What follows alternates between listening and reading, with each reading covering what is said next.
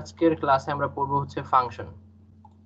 Function কথাটা তো সবাই শুনছো, তোমরা ম্যাথে করে আসছো ফাংশন। হ্যাঁ, তো ঠিক ওইরকম ফাংশনই আমরা সি প্রোগ্রামিং এ লিখতে পারি। আচ্ছা, তো আজকে ফাংশন পড়ার আগে যা জানা লাগবে সেটা হচ্ছে লোকাল ভ্যারিয়েবল। তো লোকাল ভ্যারিয়েবল আসলে কি জিনিস সেটা আগে জানি। তো এখানে লিখে রাখছি, দেখো, local variables are declared inside a function. আমরা যে কোড লিখি, কোডের মধ্যে তো ফার্স্ট আমরা একটা লাইব্রেরি ইনক্লুড করি, তাই না? তারপরে যে আমরা এই যে ইন্ট মেইন লিখলাম, এটা হচ্ছে একটা ফাংশন। এটার নাম হচ্ছে মেইন ফাংশন। এই জিনিসটা, এই পুরা জিনিসটা হচ্ছে একটা ফাংশন। এই যেটুক মার্ক করে রাখছি পুরাটা একটা ফাংশন, আর ফাংশনটার নাম হচ্ছে মেইন। আর এইটা কি আর মাঝখানের ব্র্যাকেট গুলো কি, এটা একটু পরে জানবা। তো এই ফাংশনের মধ্যে আমরা এই যে শুরু করি কার্লি ব্রেস দিয়ে, শেষ করি কার্লি ব্রেস দিয়ে, একটা ফাংশনের ভিতরের লেখাগুলো। আচ্ছা, তো লোকাল ভেরিয়েবল কি? Local variables are declared inside a function and only visible in the scope in which it is declared. এখন স্কোপ মানে কি? Scope is the region of the program and the scope of the variables refers to the area of the program where the variables can be accessed after its declaration. আচ্ছা, তো এটার মানে আসলে কি? এটার মানে হইতেছে, এখানে একটা ছবি দিছিলাম, ছবিটা দেখলে ভালো হবে। তো এইখানে যে একটা কোড, এই কোডে এটা মেইন ফাংশন। মেইন ফাংশন এই এই কার্লি ব্রেস থেকে শুরু করে এই যে এই রেড বক্সটা, এই পুরো লাল বক্সটা হচ্ছে এর স্কোপ। এটা একটা স্কোপ। এর ভিতরের এই নীল কালার, আকাশী কালার যে বক্সটা, এটা আরেকটা স্কোপ। এটা হচ্ছে নাম দিয়েছে স্কোপ 1। এটা হচ্ছে স্কোপ 1 এর ভিতরে আর একটা স্কোপ, এটা 1.1। আর এই নীল বক্সের ভিতরে আরো দুইটা স্কোপ বানাইছি, এটা হচ্ছে স্কোপ 1.1.1, মানে 1.1 এর মধ্যে আরো একটা, এরপরে আরো একটা 1.1.2। তো এই সবগুলো হচ্ছে আলাদা আলাদা স্কোপ। তো এগুলো হচ্ছে এই যে এখানে বলা ছিল তোমার, এই scope is a region of the program. তো এইটা পুরোটা একটা রিজিয়ন, এই পুরোটার মধ্যে এটা একটা রিজিয়ন, তার মধ্যে এটা একটা রিজিয়ন, তার মধ্যে এটা আরেকটা রিজিয়ন। সো এগুলো হচ্ছে রিজিয়ন অফ দ্য প্রোগ্রাম। আর and the scope of variables. আচ্ছা, এটা এখন একটু কোড করলে বুঝবা। কোনো মেসেজ আছে? আচ্ছা, সাপোজ আমি এখানে লিখলাম একটা ভ্যারিয়েবল, ডিক্লেয়ার করলাম ইন্ট n ইকুয়াল টু 9। এখন যদি এরকম করি, if n is equal to 9, এই যে আমি একটা নতুন একটা স্কোপ, এইটা হচ্ছে নতুন একটা স্কোপ। হ্যাঁ, এই কার্লি ব্রেস থেকে শুরু করে নিচের ভিতরের স্টেটমেন্ট গুলো যেখানে লিখবো, এই পুরোটা একটা নতুন স্কোপ। এই স্কোপের ভিতরে আমি যদি একটা ভ্যারিয়েবল ডিক্লেয়ার করি, ইন্ট, আবার নাম দিলাম, আচ্ছা মনে করো নাম দিলাম m ইকুয়াল টু সাপোজ 5। আচ্ছা, এখানে প্রথমে আমি একটা ভ্যারিয়েবল n ডিক্লেয়ার করছি। হ্যাঁ, ভ্যারিয়েবল n, এরপরে একটা ইফ স্টেটমেন্ট লিখলাম, if n is greater than 8 বা কিছু একটা ইচ্ছা মতো। এখন এই ইফ এর ভিতরে যদি আমি একটা ভ্যারিয়েবল ডিক্লেয়ার করি m, suppose m equal to 2 দিলাম, এই mটা এই ইফ স্টেটমেন্টের বাইরে কিন্তু পরিচিত না, ভিজিবল না। আমি যদি এখানে def m করি, যদি m কে প্রিন্ট করি, দেখবা যে একটা এরর দিতে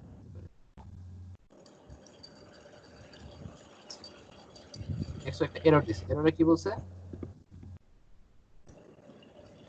m আনডিক্লেয়ার্ড। কিন্তু আমি তো m ডিক্লেয়ার করেছি, সেটা হচ্ছে আমি এই ইফ এর ভিতরে করছি। হ্যাঁ, তার মানে এই স্কোপের ভিতরে আমার m আছে, কিন্তু এইটা কি, এই স্কোপটা কিন্তু এই স্কোপের ভিতরে।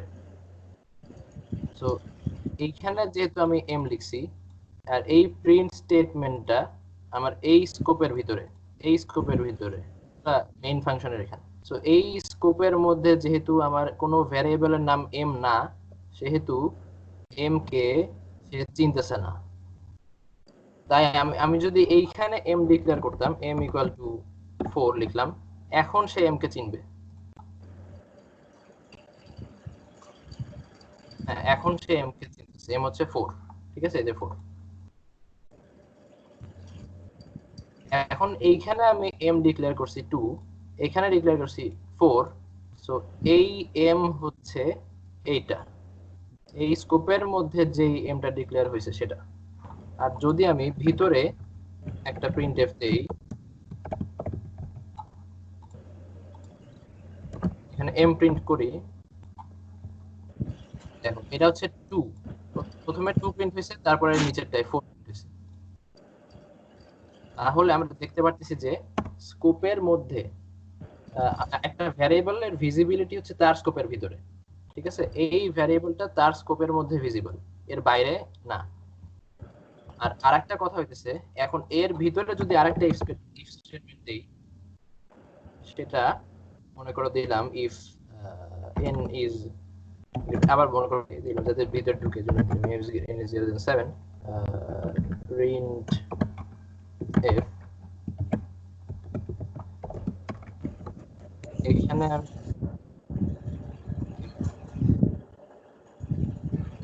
এখন বল এইখানে কি আসলে m কে চিনবে? এখানে চেনা উচিত কিনা?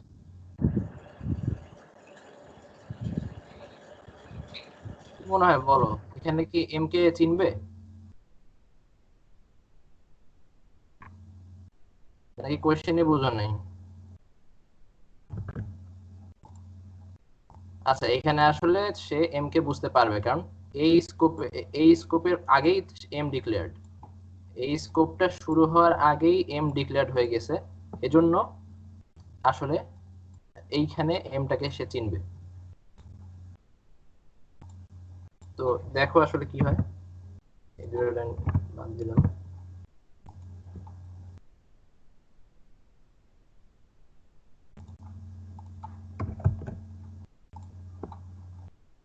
হ্যাঁ, এখানে এম সে চিনছে। তাহলে একটা স্কোপের ভিতরের ভ্যারিয়েবল ডিক্লেয়ার করলে সেটাকে চিনবে, আর তার আগের যে ভ্যারিয়েবল গুলো ডিক্লেয়ার থাকবে সেটাকেও এই স্কোপে চিনা যাবে, ঠিক আছে। এই স্কোপটার ভিতরেও সেই ভ্যারিয়েবল গুলো ভিজিবল। এখানে যেমন এন ভিজিবল হবে, এখানে এম ভিজিবল হবে, কিন্তু যদি তোমার এই, আচ্ছা, যদি এই স্কোপের ভিতরে যেটা ডিক্লেয়ার করি, এইখানে মনে করো কিছু একটা যদি ডিক্লেয়ার করতাম, if int d equal to something, এই d কে আবার এর নিচের স্কোপ গুলা চিনবে না, এর বাইরের স্কোপ চিনবে না। সো এইগুলা হচ্ছে তোমার লোকাল ভ্যারিয়েবল, যে নিজেদের স্কোপের মধ্যে লোকাল, ঠিক আছে। তো এই ডি হচ্ছে এইটুকের মধ্যে লোকাল, এই এম হচ্ছে, হ্যাঁ, নেটের অবস্থা খুবই খারাপ, আচ্ছা ঠিক আছে, ভিডিও দেখে নিতে হবে আর কি। এই এম হচ্ছে এই স্কোপের মধ্যে ভিজিবল, এই এন হচ্ছে এই পুরা স্কোপের মধ্যে ভিজিবল, মানে এর নিচে এর ভিতরে যতগুলা স্কোপ থাকবে সবগুলোর মধ্যে এন ভিজিবল থাকবে। এটা হচ্ছে তোমার লোকাল ভ্যারিয়েবল এগুলা, ঠিক আছে, একটা ফাংশনের ভিতরে ডিক্লেয়ার্ড ভ্যারিয়েবল, যারা একটা নির্দিষ্ট স্কোপের মধ্যে ভিজিবল, নির্দিষ্ট কিছু সংখ্যক স্কোপের মধ্যে ভিজিবল। আর যদি বুঝতে না পারো সঙ্গে সঙ্গে মেসেজ দিবা বা অডিও অন করে কোয়েশ্চেন করতে পারবা, ঠিক আছে। তো এখানে একটা ছবি দিয়ে দিছি, কোনটা স্কোপ বোঝাচ্ছে সেগুলা। আচ্ছা, এবার আসো, এটা হলো লোকাল ভ্যারিয়েবল, হ্যাঁ, এটা গেল লোকাল ভ্যারিয়েবল। এবার আমরা পড়বো হচ্ছে গ্লোবাল ভ্যারিয়েবল। তো গ্লোবাল ভ্যারিয়েবল কি? A global variable is a variable that is declared outside all functions, declared outside all functions, ঠিক আছে। সো এইটা আমাদের মেইন ফাংশন কিন্তু এটা, ঠিক আছে। আর কোন ফাংশন যেহেতু লিখি নাই, যে মেইন ফাংশনের বাইরে এখানে যদি একটা ডিক্লেয়ার করি ভ্যারিয়েবল ইন্ট এ, এখানেও কিন্তু ভ্যারিয়েবল ডিক্লেয়ার করা যায়। এইটা এই এ হচ্ছে একটা গ্লোবাল ভ্যারিয়েবল। আচ্ছা, আর গ্লোবাল ভ্যারিয়েবল হচ্ছে সব স্কোপের মধ্যেই ভিজিবল। এখানে এখানে এখানে এখানে তুমি এ প্রিন্ট করো, বা এখানে এ প্রিন্ট করো, যেখানেই তুমি এ প্রিন্ট করো না কেন, সবখানেই এ ভিজিবল। সবখানে এ ভিজিবল। নিউ লাইন প্রিন্ট করি তাহলে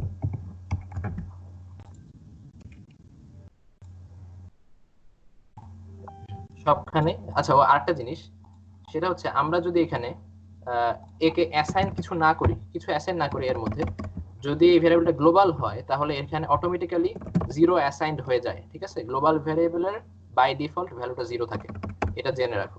এখানে যদি 5 করতাম এটা করতে পারতাম, এখানে 5 আসবে, 5 আসবে এখানে 3বার প্রিন্ট করছি কারণ আমি দেখাইছি 3টা স্কোপের ভিতরে, এই স্কোপের মধ্যেও, আবার এই স্কোপের মধ্যেও, আবার এই স্কোপের মধ্যেও আমার এই গ্লোবাল ভ্যারিয়েবল এ কে চিনতেছে, বা এটা এখানে এই 3টা স্কোপের মধ্যে ভিজিবল। আচ্ছা, তো বাই ডিফল্ট এটার ভ্যালুটা জিরো থাকে, এটা জেনে রাখো। তাহলে আমরা বুঝলাম লোকাল ভ্যারিয়েবল কি, গ্লোবাল ভ্যারিয়েবল কি। ঠিক আছে, এইটুক সবাই বুঝছো? বুঝলে লাইক দাও। আচ্ছা, আরেকজন জয়েন করছে, সাজিদ অর্ণব, তুমি তো আগে ছিলে না, এখন মাঝখান দিয়ে আসলা, তুমি কি বুঝছো? রুহানা বুঝছে, আর কেউ বুঝো নাই? আচ্ছা, অর্ণব ভাইয়া, তোমার যদি কোনো কোয়েশ্চেন থাকে করতে পারো।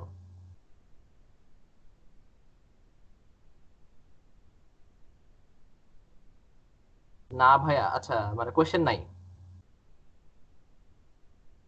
কোয়েশ্চেন না থাকলে আগে যাই। আচ্ছা, এখন আমরা পড়বো কি, এখন হচ্ছে তোমার একদম ফাংশনের বেসিক্স। হ্যাঁ, তো ফাংশন আগেই বলে নিছি যে ম্যাথে তোমরা পড়ে আসছো যেমন ফাংশন, সি প্রোগ্রামিং এও তেমন ফাংশন আছে। তো ম্যাথে তোমরা কি পড়ে আসছো? ফাংশন হচ্ছে এমন একটা জিনিস যেটা তোমার কিছু নাম্বার ইনপুট নিতে পারে, আর তার উপর কিছু কাজ চালায়, অপারেশনস চালায়, তারপরে একটা জিনিস আউটপুট দেয়। যেমন এরকম ডিক্লেয়ার করছিল F of X equal to X square. এখানে F of X equal to X square যদি ডিক্লেয়ার করা থাকে ফাংশনটা এভাবে, তাহলে আমি ইনপুট যদি আমি 3 দেই, মানে এক্স এর জায়গায় 3 বসাই, তাহলে এখানে এক্স এর জায়গায় 3 বসাতে হবে, 3 স্কোয়ার সমান 9 হয়ে যাবে। একইভাবে এরকম এটাও একটা ফাংশন যেখানে আমার দুইটা ভ্যারিয়েবল আছে ইনপুট হিসেবে। তা এখানে এটাকে বলে প্যারামিটারও বলতে পারি এটাকে, এক্স আর ওয়াই কে। তো এখানে এক্স এর জায়গায় 1, ওয়াই এর জায়গায় 2 বসালে এখানেও আমার সেম কাজটাই করতে হবে। কাজ করলে এখানে তোমার কি হবে, এক্স এর জায়গায় 1 বসালে 2 ইন্টু 1 সমান 2 প্লাস 2, ওয়াই এর জায়গায় 2, এখানে 4। তো এইটা হচ্ছে একদম একদম বেসিক ম্যাথের জন্য ফাংশন, যেটা তোমরা ফাংশন বলতে যা বুঝো। এরকম কিছু ফাংশন তো দেখছো তাই না? মনে পড়ে এরকম কিছু? এটার ডেফিনিশন, মডুলাস অফ এক্স এর ডেফিনিশন, যদি এটা ভিতরের এক্স এর ভ্যালু যদি জিরোর চেয়ে বড় হয় বা পজিটিভ হয়, তাহলে এটার আউটপুট হবে এক্স, জিরো হলে হবে জিরো, এই ভিতরেটা নেগেটিভ হলে এটা মাইনাস এক্স। যে এফ অফ মাইনাস ওয়ান হবে minus one minus one, minus into minus one মানে মাইনাস মাইনাস ওয়ান, এটা হচ্ছে প্লাস ওয়ান। এটা হচ্ছে এই কন্ডিশনে পড়ছে। তো এটা এক ধরনের ফাংশন, এখানে দেখো কিন্তু ইফ এলস আছে। হ্যাঁ, তো তুমি কোডিং করার সময় এখানেও ফাংশনের ভিতরেও ইফ এলস লিখে এগুলো করতে পারবা। তো একটু পরে এক্সাম্পল দেখাবো, কোনো সমস্যা নেই। তো দেখো, you can make your own functions in C language. You will write necessary codes inside the function body, which will be executed when the function is called. আচ্ছা, এখানে দুইটা টার্ম তোমরা পাইতেছো, এটা হচ্ছে ফাংশন বডি, এটা হচ্ছে ফাংশন কলের ব্যাপারটা। এই দুইটা একটু এক্সপ্লেইন করতে হবে। তো আমরা এক্সাম্পল হিসেবে এইটাকেই দেখি।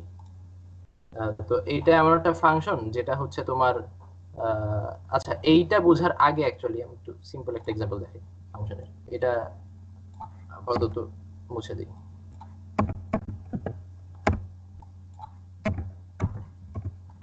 আচ্ছা, তো ফাংশন এখানে আমি বাইরে যে কোনোখানে আমি একটা ফাংশন লিখতে পারি।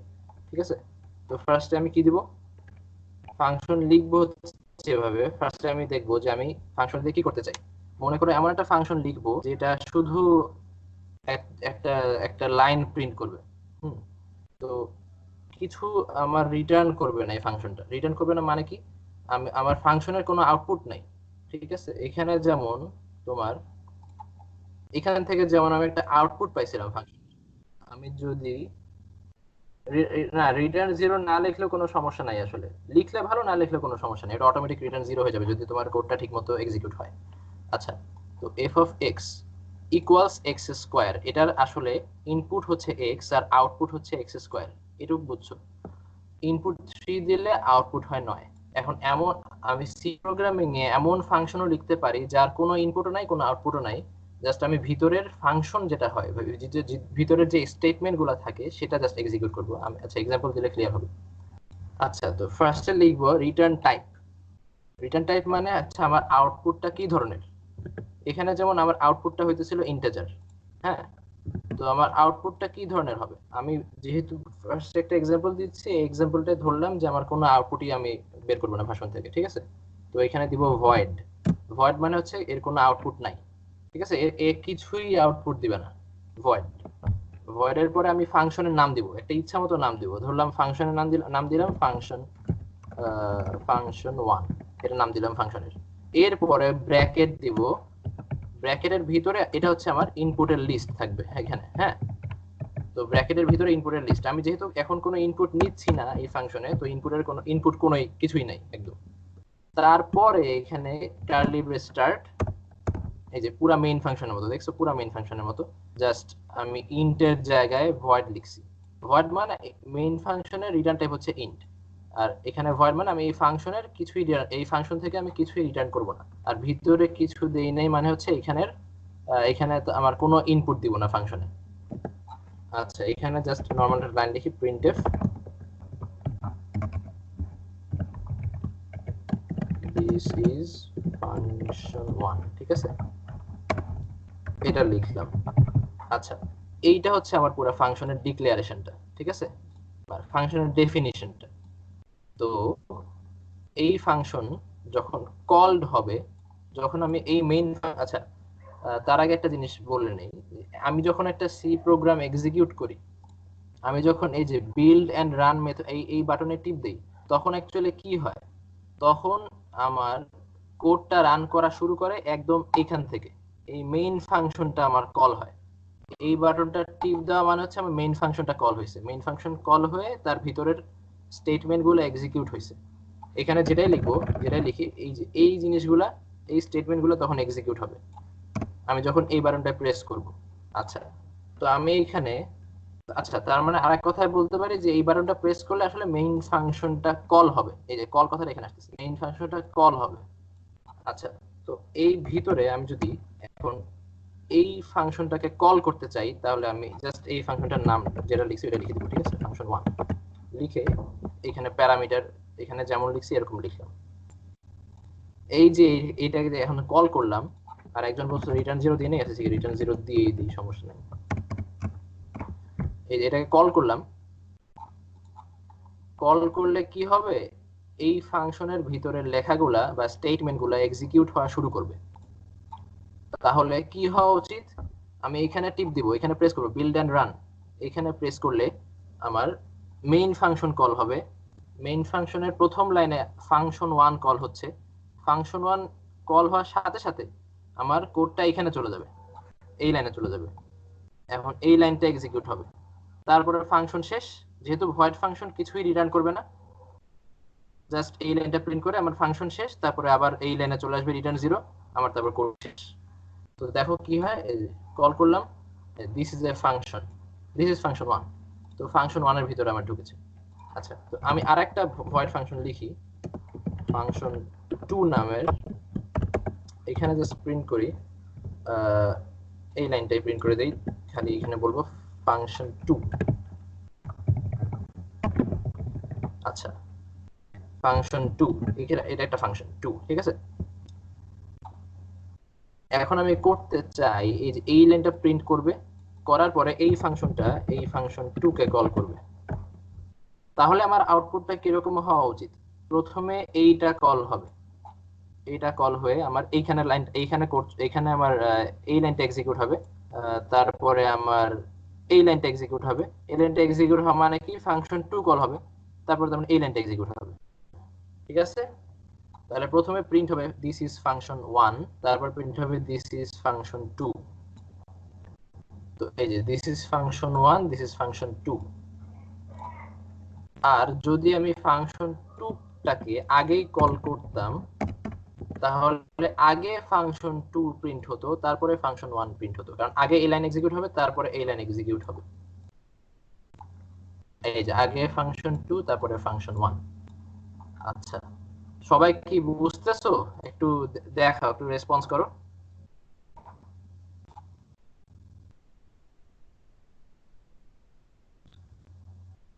আচ্ছা, ঠিক আছে। ঠিক আছে। আচ্ছা, রিটার্ন কিছু পাবা না, এটা একটু পরে বেশি ভালো মতো ক্লিয়ার হবে। রিটার্ন পাওয়া মানে কি, দেখো আমি যে এই জিনিসটা দেখো। আচ্ছা, একটা মিনিট।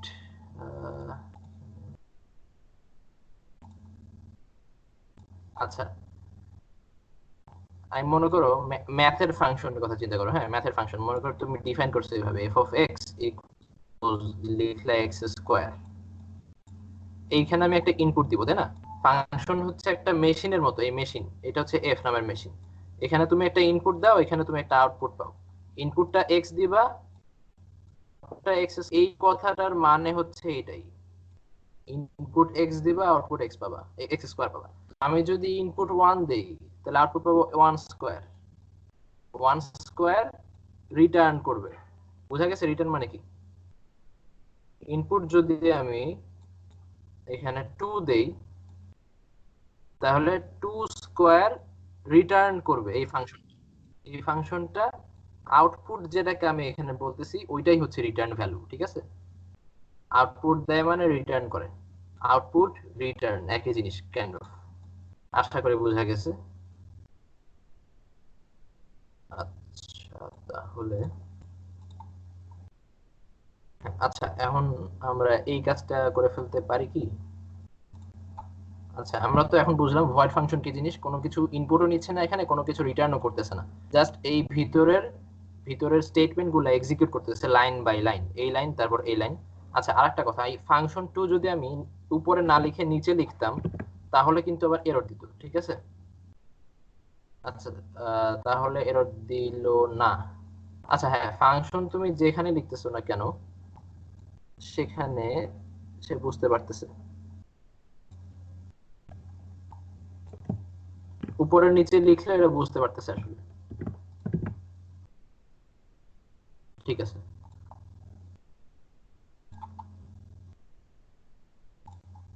আচ্ছা, তো আমরা এখন একটা দেখি, আহ, এমন একটা ফাংশন দিয়ে যেখানে একটা ইনপুট নিব একটা আউটপুট পাবো, যেমন নর্মালি একটা ইয়ে দেখি। আহ, মনে করো একটা ফাংশন লিখবো যেটা একটা ইন্টিজার ভ্যালু রিটার্ন করবে। ফাংশনটার নাম দিলাম, নাম দিব রিটার্ন সামথিং, কিছু একটা নাম দিলাম। হ্যাঁ, রিটার্ন সামথিং। কিছু ইনপুট নিলাম না, ফাংশনে কোনো ইনপুট ঢুকালাম না, জাস্ট আমি এখন রিটার্ন করব কিভাবে সেটা দেখাচ্ছি। তো রিটার্ন করার জন্য আমি জাস্ট লিখবো রিটার্ন 1। রিটার্ন তোমার ইচ্ছা মতো যে কোনো একটা নাম্বার, আমি ইন্টিজার রিটার্ন করতেছি তাই আমি 1 দিলাম। তাহলে এই ফাংশনের আউটপুটটা হবে হচ্ছে 1, ঠিক আছে?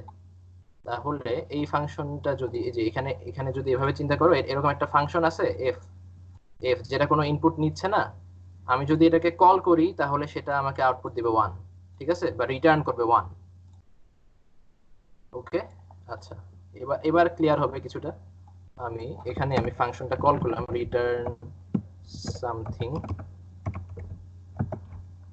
কল করলাম, এই যে কল করলাম। কল করা মানে এটা আমার একটা আউটপুট দিবে। এখন আউটপুটটা আমি কোথায় রাখবো? মনে করো একটা ইন্টিজার ডিক্লেয়ার করলাম, ইন্ট n, n ইকুয়ালস এটা, তাহলে n এর ভ্যালু হবে 1। এই জায়গাটা, এই যে এখানে ফাংশনটা কল করছি, এই ফাংশনটা রিটার্ন করবে 1, তার মানে হচ্ছে এটার বদলে 1 বসে যাবে এখানে। বুঝা গেছে? ফাংশনটা যেটা রিটার্ন করবে ওইটা এই জায়গায় বসে যাবে, আর 1 ইকুয়াল টু n হয়ে যাবে। তারপর প্রিন্টএফ %b n। এখন দেখো 1 রিটার্ন 1 প্রিন্ট করে কিনা, এই যে 1, ঠিক আছে? এটা গেল। রিটার্ন করব কিভাবে একটা ভ্যালু, একটা ফাংশন থেকে একটা ভ্যালু আউটপুট দিব কিভাবে বা রিটার্ন করব কিভাবে? আচ্ছা, এখন দেখো ইনপুট নিব কিভাবে। সাপোজ আমি এমন একটা ফাংশন লিখতে চাই যে এই ফাংশনটা দুইটা নাম্বার ইনপুট নিবে, তাদের সাম আমাকে আউটপুট দিবে। তো কিভাবে লিখতে পারি, ইন্ট সাপোজ নাম দিলাম হচ্ছে সাম, সাম নাম দিয়ে এখানে তোমার এখন আমি ইনপুটটা নিব, আর তার আগে একটু লিখে বলে নিই। আচ্ছা, এখন ইনপুট নিব কিভাবে, ইনপুটটা নিব আমরা ঠিক যেভাবে ভ্যারিয়েবল ডিক্লেয়ার করি সেভাবে। সাপোজ আমরা দুইটা নাম্বার ইনপুট নিব, তাহলে আমি দুইটা ভ্যারিয়েবল ডিক্লেয়ার করব এখানে, ঠিক আছে, ইন্ট এক্স আর ইন্ট ওয়াই। এইটা হচ্ছে আমার দুইটা ইন্টিজার ইনপুট, ঠিক আছে। এইটা মানে বোঝায় যে আমার একটা ফাংশন আমি ডিক্লেয়ার করলাম, একটা ফাংশন আমি ডিফাইন করলাম যার নাম হচ্ছে সাম, যেটা ইন্টিজার টাইপ ভ্যারিয়েবল, একটা এরকম একটা ভ্যারিয়েবল রিটার্ন করে, একটা ভ্যালু রিটার্ন করে ইন্টিজার টাইপের ভ্যালু, আর ইনপুট হিসেবে দুইটা ইন্টিজার টাইপের ভ্যারিয়েবল নেয়, ঠিক আছে, দুইটা ইন্টিজার ভ্যালু ইনপুট নেয়, আর আমি রিটার্ন করব তাদের সাম x প্লাস y। এখন যদি আমি n এর জায়গায় এখানে কল করি সাম 2,3 মনে করবে, দুইটাই তো ইন্টিজার ভ্যালু দিলাম না, এখানে 2 4 একটা ইন্টিজার 2 একটা ইন্টিজার, ইন্টিজার ভ্যালুটা এখানে গিয়ে বসবে, 2টা এখানে বসবে আর 4টা এখানে বসবে, x এর ভ্যালু হবে 2 আর y এর ভ্যালু হবে 4, আর এইখানে হয়তো x প্লাস y যেটা আসবে সেটা আমার রিটার্ন করবে এটা। তাহলে এখন এটা আউটপুট দেওয়া কি উচিত, 6। হ্যাঁ, এখানে 6 আউটপুট দিয়েছে। আচ্ছা, তো এই দেখো এইখানের যে ইন্ট এক্স ইন্ট ওয়াই, এগুলা কিন্তু তোমার এই ফাংশনের যে স্কোপ, এই স্কোপের মধ্যে এক্স ওয়াই, ঠিক আছে, এই এক্সটা হচ্ছে এই ফাংশনের ভিতরের এক্স।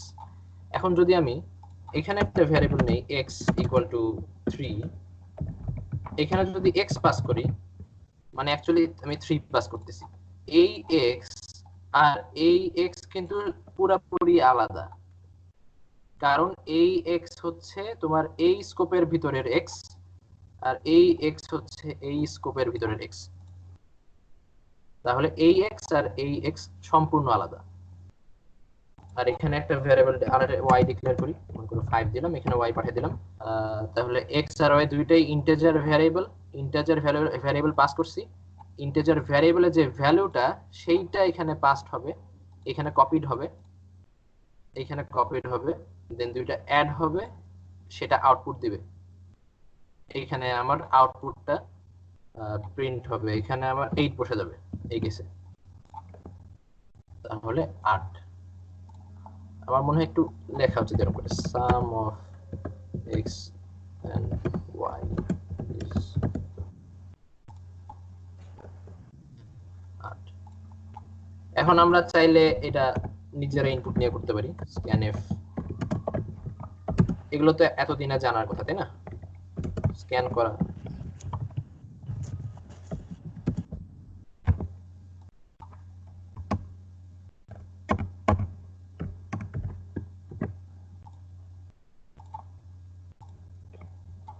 তো সাপোজ দুইটা নাম্বার নিলাম, একটা হচ্ছে 98, একটা হচ্ছে 100। তো সাম অফ এক্স এন্ড ওয়াই, আচ্ছা এখানে %d, এখানে দিলাম এক্স ওয়াই,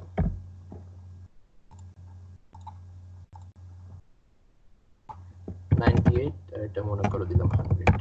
তাহলে সাম অফ 98 and 100 is 198। আচ্ছা, তো আপাতত আমরা বুঝলাম যে এই ফাংশনগুলা কিভাবে ডিফাইন করতে হয়, কিভাবে এর বডি লিখতে হয়। আচ্ছা, এর বডি হচ্ছে এটা ফাংশন বডি, ভিতরে যেগুলো লিখলাম এগুলো হচ্ছে ফাংশন বডি। এটা হচ্ছে, এটাকে বলে প্যারামিটার লিস্ট, যেখানে তুমি ইনপুটটা লিখো সেটাকে বলে প্যারামিটার লিস্ট, এইখানে লিখে রিটার্ন টাইপ।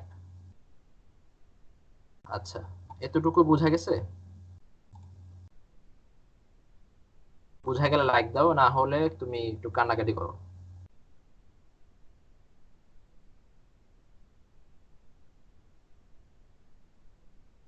আচ্ছা, ভালো। ভয়েডটা আপনি একটু বলবেন? হ্যাঁ, অবশ্যই বলবো। আচ্ছা, ভয়েড কথাটার মানে কি আসলে এটা জানো? তুমি যদি ভয়েড কথাটা মানে দেখো, void meaning void not legally completely empty, এটা মানেই হচ্ছে, এটা মানে একদম লিটারাল মিনিংই হচ্ছে এমটি বা কমপ্লিটলি এমটি।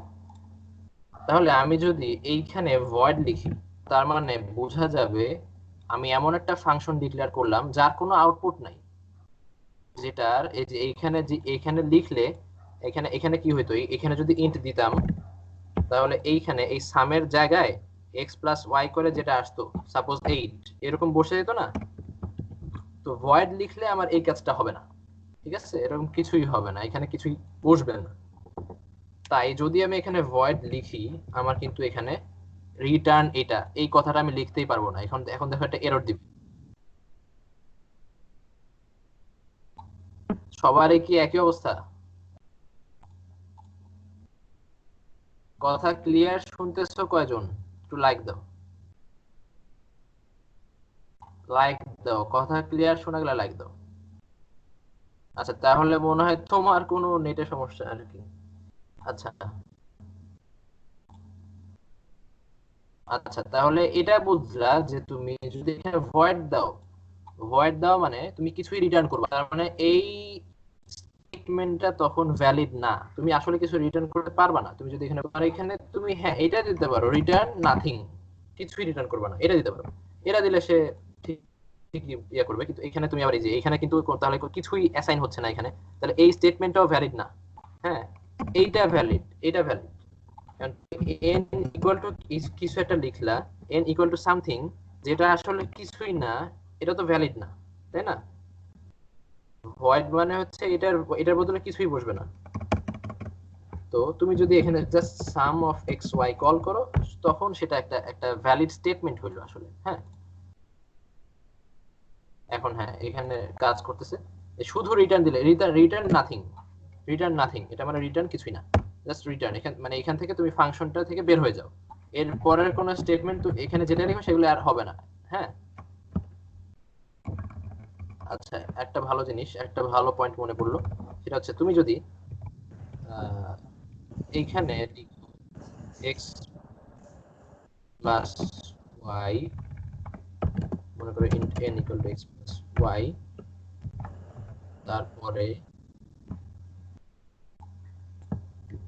এটা যদি আগে লিখো তাহলে কিন্তু, আচ্ছা এখানে n না করে এখানে প্রিন্ট করি একটা জিনিস।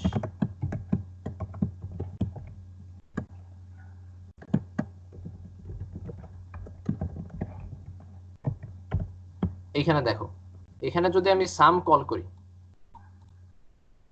প্রথমেই পাবে রিটার্ন, রিটার্ন পাওয়ার পরেই সে আর কিছুই না দেখে সব সঙ্গে সঙ্গে এই কোড থেকে বের হয়ে যাবে, এই ফাংশনে এর নিচে আর পড়বেই না।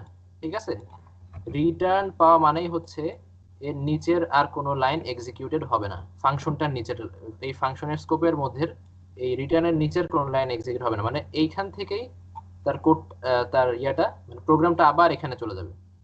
আমার তো প্রথমে এই বিল্ড এন্ড রান বাটনটা ক্লিক করার পরে প্রথমে এক্সিকিউট হবে মেইন ফাংশন, মেইন ফাংশনের মধ্যে প্রথমে এই লাইনটা এক্সিকিউট হবে, তারপরে এই লাইনটা এক্সিকিউট হবে, তারপরে এইখানে যখন যাবে দেখবে একটা ফাংশন কল করেছি, তখন আমার প্রোগ্রামটা এইখানে চলে আসবে।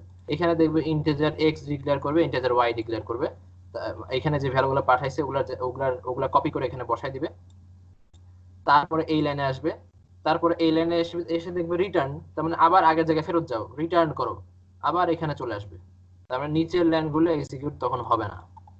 ঠিক আছে, তো দেখো আসলে হচ্ছে না, আমি যে এখানে সাম আমি কল করেছি কিন্তু এই প্রিন্টএফটা এক্সিকিউট হওয়ার কথা না। হ্যাঁ দেখো, কোনো প্রিন্ট, আচ্ছা ইনপুট দিয়ে নিই। হ্যাঁ, কোনো কোনো প্রিন্ট এক্সিকিউট হয়নি, কোনো প্রিন্টএফ এর এক্সিকিউট হয়নি। তাহলে বুঝতে পারতেছো যে আমার এই পর্যন্ত কোডের প্রোগ্রামটা আসেই নাই এই পর্যন্ত। যদি এখানে দেন তাহলে হ্যাঁ, তাহলে প্রিন্ট হতো, এখানে দিলে, এখানে দিলে প্রিন্ট হবে। আচ্ছা, এখন এখন কি ইয়া বুঝছো, ভয়েড বুঝছো, যার ভয়েড নিয়ে সমস্যা সমস্যা ছিল, জুবায়ের, এবার বুঝতে পারছো ভয়েডের কাজ কি, নাকি আবার বলতে হবে? হ্যালো,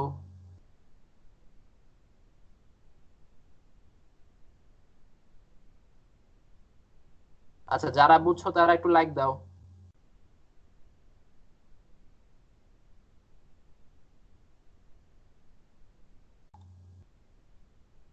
আচ্ছা, তাহলে এবার আমরা এই কাজটা করে ফেলতে পারি। এমন একটা ফাংশন ডিক্লেয়ার করব যেটা আমার অ্যাবসলিউট ভ্যালু মডুলাস করলে যেটা হয় সেটা রিটার্ন করে। হ্যাঁ, তাহলে আমি ফাংশনটার নাম দিলাম। আচ্ছা আচ্ছা, ফার্স্টে বলো আমি কি রিটার্ন করব। এমন একটা ফাংশন লিখবো যেটা আমার একটা ইনপুট নিবে, একটা নাম্বার ইনপুট নিবে, সেটার মডিউলাস ভ্যালুটা বা অ্যাবসলিউট ভ্যালুটা আমাকে রিটার্ন করবে বা আউটপুট দিবে। তো রিটার্ন টাইপটা কি? ইন্টিজার, অবশ্যই ইন্টিজার একটা রিটার্ন করবে, ইন্টিজার। তারপরে ফাংশনটার নাম দিব, ইচ্ছা মতো নাম দিলাম, সাপোজ নাম দিলাম মডিউলাস, মডিউলাস মডিউলাস নাম দিলাম। ভিতরে একটা ইন্টিজার ইনপুট নিব, সেটা হচ্ছে মনে করে নাম দিলাম ইন্ট এক্স। এবার আমি কি করব, এই ফাংশনটা ডিফাইন্ড হয়েছে কিভাবে? if x is greater than 0 return x, if x is 0 return 0, otherwise মানে else return minus x, otherwise। আচ্ছা, এই কথাটা বলার কোনো দরকার ছিল না আসলে, otherwise মানে আসলে এটা দরকার ছিল না। আচ্ছা, তাহলে কি করব, if x is greater than 0 return x, else if x equals 0 return 0, else return minus x। ঠিক আছে, আমার কিন্তু এখানে আসলে এলসটা না দিলেও কোনো সমস্যা হওয়ার কথা ছিল না। ওটা পরে বুঝো, আমি এই কথাটা বললাম, এটা খেয়াল রাখো, পরে চিন্তা করে বুঝবো যে এখানে এলসটা না দিলেও আসলে সমস্যা হওয়ার কথা না। কেন এটা একটু পরে আশা করি বুঝবা বা চিন্তা করলে বুঝবা। তো আমরা মডুলাসের ফাংশন লিখে ফেললাম। তো এখানে আমি একটা ইনপুট নেই, scanf,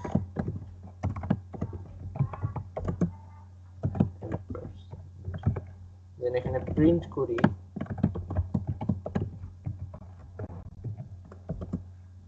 মডিউলাস অফ এক্স। হ্যাঁ, মানে এখানেই আমার এই আউটপুট যেটা আসবে সেটা বসে যাবে, আর ওইটা আমি প্রিন্ট করব।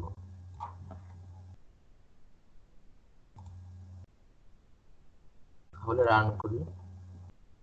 এখন যদি আমি একটা নেগেটিভ ভ্যালু দেই তাহলে পজিটিভ ভ্যালুটা প্রিন্ট হয়ে যাওয়ার কথা, যদি একটা পজিটিভ ভ্যালু দেই তাহলে এটাই প্রিন্ট হওয়ার কথা, আর যদি জিরো দেই, জিরো দিলে তো জিরোই আসবে। হ্যাঁ, আসলে এই লেখাটাও লাগতো না আসলে। আচ্ছা, যাই হোক, তো আমরা এটা বুঝলাম আশা করি।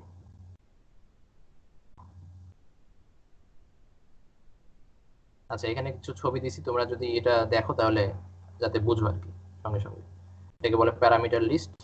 আচ্ছা, এতক্ষণ এই যে আমরা যে এখানে এই যে একটা জিনিস খেয়াল করো, আমরা এখানে যে স্ক্যানএফ, প্রিন্টএফ, এই সবই কিন্তু এই যে এরকম এগুলো ফাংশন। ঠিক আছে, এই সবই ফাংশন। এই ফাংশন তোমরা কোয়েশ্চেন করতে পারো এখন যে আমি তো এখানে ফাংশনটা লিখে দিছি তাই আমি এখানে কল করতে পারলাম, কিন্তু এই ফাংশন গুলা তো আমার এখানে লেখা নাই, এগুলা কই?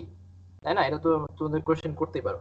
এই জন্যই আসলে আমরা এই যে প্রথমে এই লাইনটা দিই, এইটা একটা ফাইল, যেই ফাইলের ভিতরে আমার এই সব ফাংশন লেখা আছে, স্ক্যানএফ, প্রিন্টএফ, আরো যা যত কিছু বলো, এই ফাইলের ভিতরে লেখা আছে।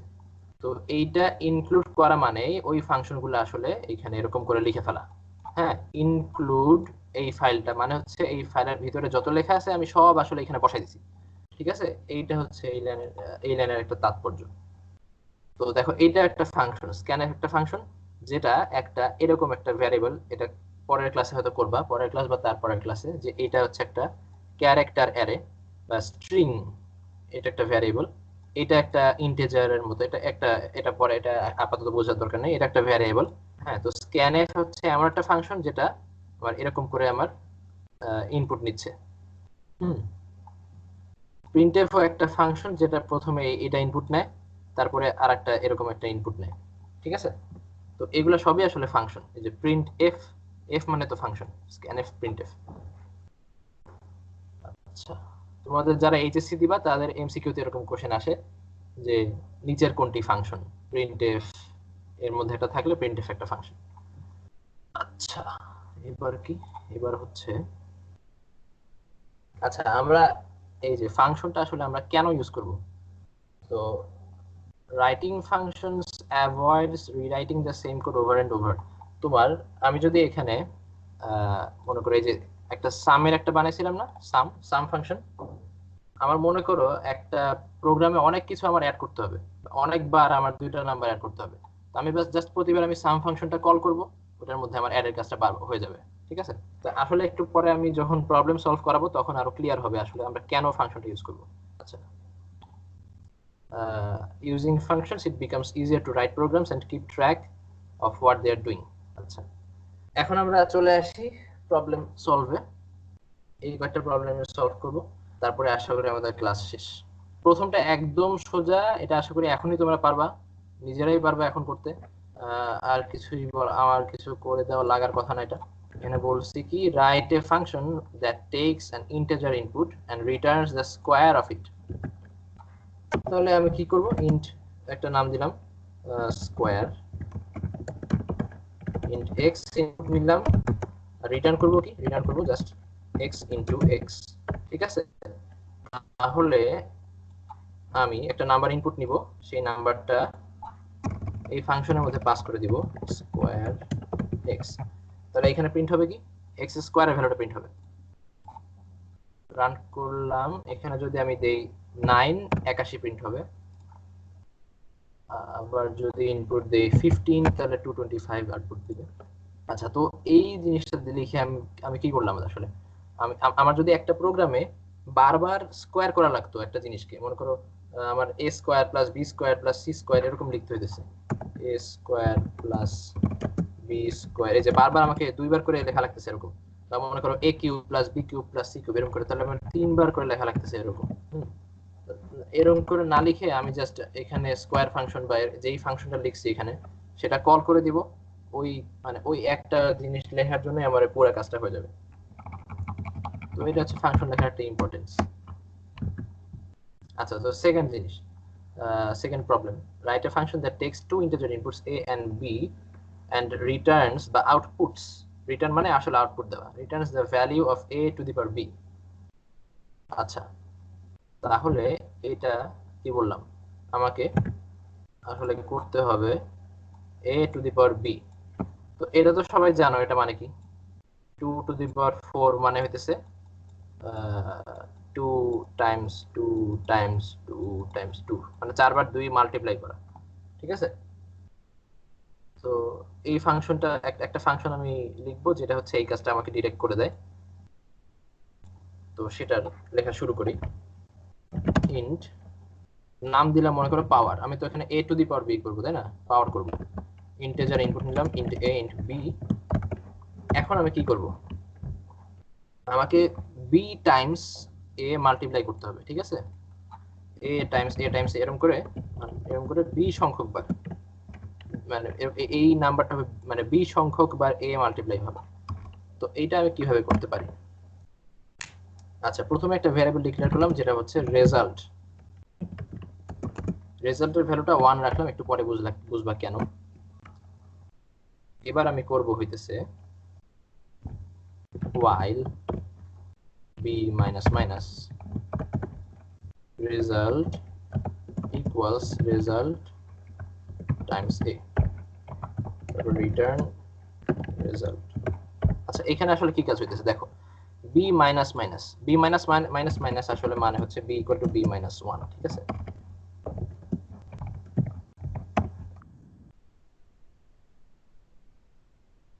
b equal to b minus 1। আচ্ছা, তো এখানে কি হবে, প্রথমে সাপোজ আমার তোমার ইয়েটা আসবে, ইনপুটটা মনে করো আসলো 2, a এর ভ্যালু 2 আসলো আর b এর ভ্যালু আসলো 4। আচ্ছা, আমি একটা ফাঁকা জায়গায় যাই, ফাঁকা জায়গায়।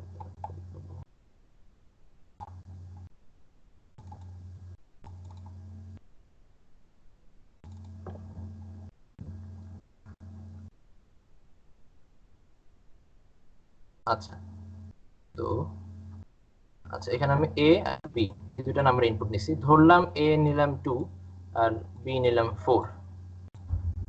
তাহলে আমাকে কি করতে হবে, 2 times 2 times 2 times 2, এটা আমাকে করতে হবে এই কাজটা, মানে আমার 4 বার 2 গুণ করতে হবে। তো আমি কি করব, এখানে আমি একটা লুপ চালাবো যেখানে প্রথমে b এর ভ্যালু 4 আছে, এরপরে b এর ভ্যালু 3 করে দিব, এরপরে b এর ভ্যালু 2 করে দিব, এরপরে 1 করে দিব, এরপরে 0 করে দিব। তো b এর ভ্যালু আমার যতক্ষণ এক্সিস্ট করতেছে, 0 না হচ্ছে যতক্ষণ, b এর ভ্যালু আমার যতক্ষণ ধরে আমার 0-র চেয়ে বড় আছে বা পজিটিভ আছে, ততক্ষণ ধরে আমি একটা ভ্যারিয়েবলের মধ্যে a গুণ করতে থাকবো। যেমন এই ক্ষেত্রে আমি ডিক্লেয়ার করছি রেজাল্ট, ঠিক আছে? তাহলে এখানে প্রথমে আমার রেজাল্ট ইকুয়াল টু, যেহেতু প্রথমে 1 আছে, রেজাল্ট ইকুয়াল টু 1 আছে, রেজাল্টকে আমি সংক্ষেপে r লিখলাম। তাহলে প্রথমবার কি হবে, প্রথমে যখন b ইকুয়াল টু 4, তখন আমার রেজাল্ট ইকুয়াল টু কি হবে, রেজাল্ট টাইমস a। রেজাল্টের ভ্যালু আগে থেকে 1 আছে, তাহলে 1 টাইমস a, a মানে কত, 2, তাহলে 2 স্টোরড হবে এখানে আগে। এরপরে কি হবে, এরপরে হচ্ছে তোমার এই যে b এর ভ্যালু 1 কমে যাবে, ঠিক আছে? লুপের প্রতিটা স্টেপে হচ্ছে আমার b এর ভ্যালু 1 1 করে কমবে। এখানে যদি b মাইনাস মাইনাস দেই, এটা মানে হচ্ছে এটা। আচ্ছা, তো এইটা না দিয়ে আসলে তোমাদের বোঝার সুবিধার্থে এখানেই লিখি, হ্যাঁ, তাহলে অনেকে বুঝবে না।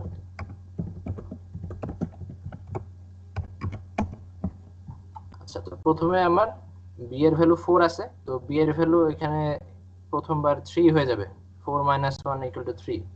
আর এখানে তোমার রেজাল্টের ভ্যালু 2 হয়ে যাবে। এর পরের স্টেপে b এর ভ্যালু এখানে 3 হয়ে গেছিল, পরের বার যখন আবার লুপটা চলবে, আচ্ছা তখন এখন চেক করবে b এর ভ্যালু কি নন জিরো কিনা। এটা লেখা মানে কি, এতদিন তো জানো এটা লেখা মানে কি, এটা লেখা মানে হচ্ছে b is not equal to 0 কিনা। এটা লেখা আর শুধু এটা লেখা একই কথা, ঠিক আছে? এরপরে আবার r এর মধ্যে কি হবে, r ইকুয়াল টু, মানে result equal to result Times a। হ্যাঁ, রেজাল্ট কত ছিল, রেজাল্টের মধ্যে 2 স্টোর ছিল, তাহলে 2 টাইমস আবার 2, তখন তখন আবার আবার আবার তখন b এর ভ্যালু 1 কমে যাবে। এরকম b এর ভ্যালু 1 কমতে কমতে কমতে আবার এখানে এখানে এখানে এখানে হচ্ছে 4 ছিল, 4 এখানে হবে 4 টাইমস 2। হ্যাঁ, এরকম, এই যে এইটা হচ্ছে আমার শেষ। তো এখানে কিন্তু আবার ফার্স্টে b এর ভ্যালুটা 3 ছিল, অ্যাকচুয়ালি 3 2 1, এরপর 0 হয়ে যাবে, ঠিক আছে? এটা 8। যদি আমরা এখানে ইনপুটটা কত দিয়েছিলাম এখানে অ্যাকচুয়ালি, আচ্ছা ইনপুটটা 3 দিয়ে যদি, তাহলে এটা হবে। তো আমরা দেখি, একটু প্রিন্ট করে দেখি।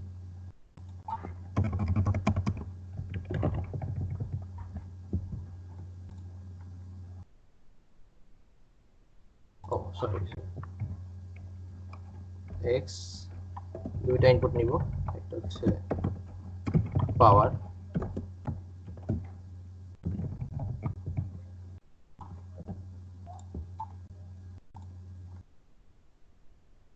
সাপোজ 2 3, 2 3 নিলে 8 আসলো, মানে 2 টু দি পাওয়ার 3 সমান 8, ঠিক আছে? যদি আমি 4 3 নিলাম, 4 টু দি পাওয়ার 3 হচ্ছে 64, ঠিক আছে? এই জিনিসটা বোঝা গেছে নাকি আবার বলবো? আবার একটু বলি। তোমার প্রথমে বি দেখতেছে, বি কি আমার, আমি কি পাঠাইছি এখানে, মনে করো আমি 2 3 পাঠাইছি, ঠিক আছে? সাপোজ এখানে 2 পাঠাইছি আর 3 পাঠাইছি, মানে এক্স এর ভ্যালু 2 আর এ এর ভ্যালু 2 আর বি এর ভ্যালু 3। তাহলে প্রথমে আমার বি এর ভ্যালু 3 আছে, প্রথমবার আমার বি এর ভ্যালু 2 হয়ে গেল, রেজাল্টের ভ্যালু 1 বাড়লো। তারপরে আবার বি এর ভ্যালু 1 কমে 2 থেকে 1 হয়ে যাবে। তারপরে আবার রেজাল্টের সাথে আবার আরো একটা এ গুণ হবে। তারপরে যখন 0 হবে, আর একটা গুণ করে আবার, তখন আর দেখবে 0 হয়ে গেছে, তখন রিটার্ন রেজাল্ট করবে, এটা প্রিন্ট করে দিবে। আচ্ছা, আশা করি বোঝা গেছে। বলো বোঝা গেছে, লাইক দাও বোঝা গেল। নাইস, ঠিক আছে। আচ্ছা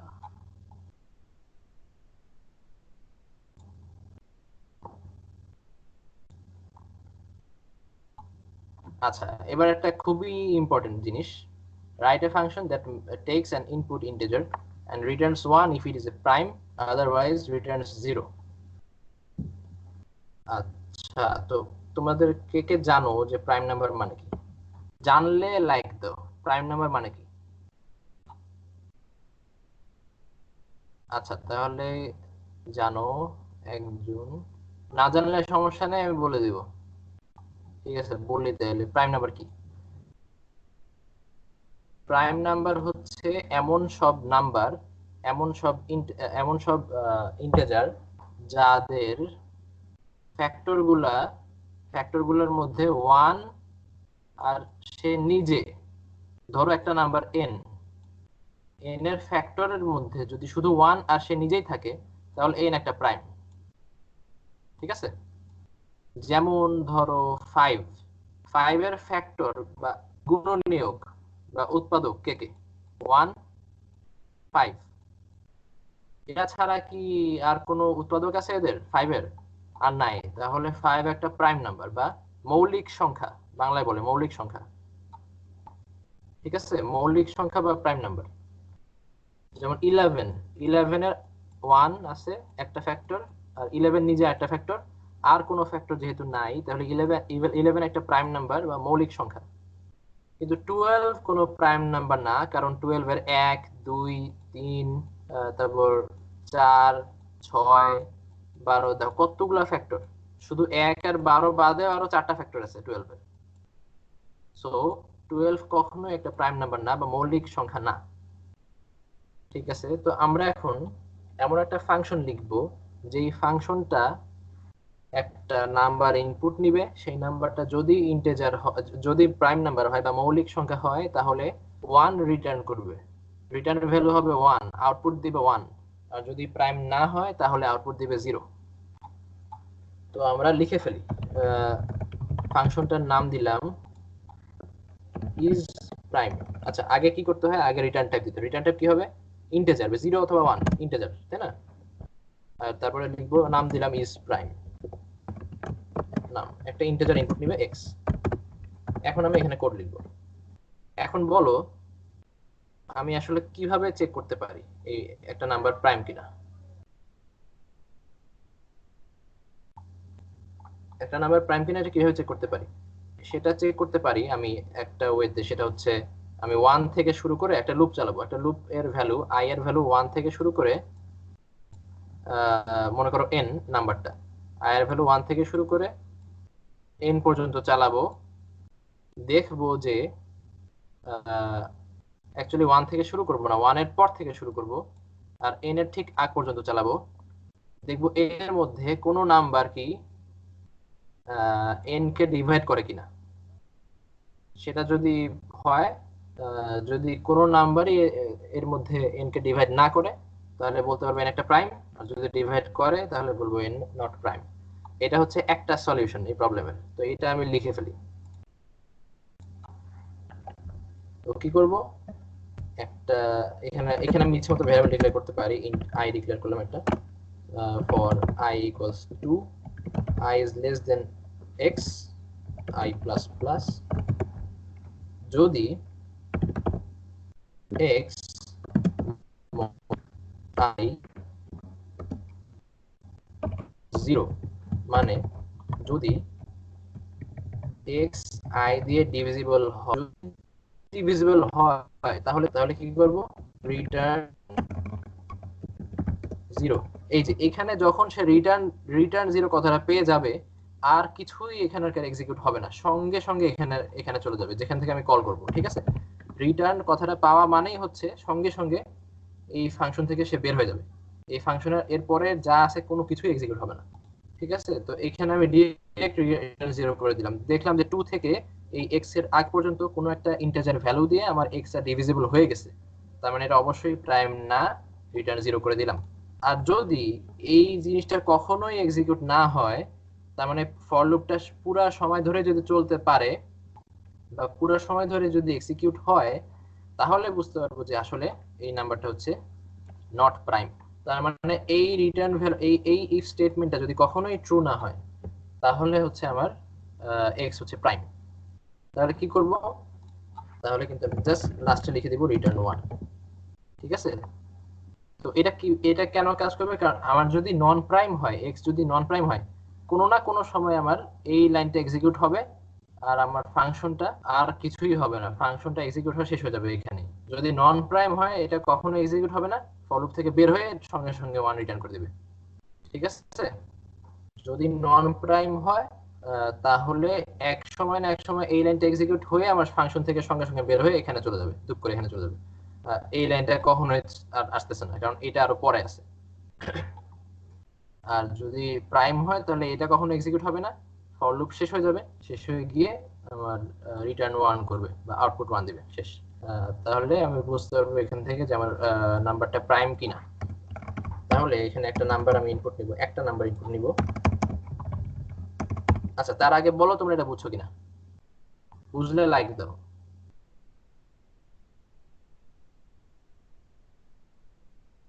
ঠিক আছে, একজন, দুইজন, তিনজন, ঠিক আছে।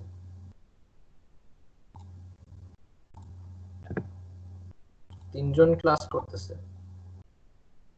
আর একজন ছিল, আচ্ছা চলে গেছে। আচ্ছা, আমি স্ক্যান করলাম, স্ক্যান করে এবার কি করব, ইজ প্রাইম কল করলাম, ইজ প্রাইমের মধ্যে এক্স ঢুকালাম, আর এটা তো একটা ভ্যালু রিটার্ন করে, তাই না? 1 অথবা 0 রিটার্ন করে, 1 অথবা 0, সেটা মনে করো আমি n এর মধ্যে রাখলাম। এখন দেখলাম যে n, if n equals 1 then printf %d is prime। ঠিক আছে, %d টা কি আসলে? %d হচ্ছে x। এলস তোমার এই সিমিলার একটা লাইন প্রিন্ট করবা, জাস্ট নট প্রাইম।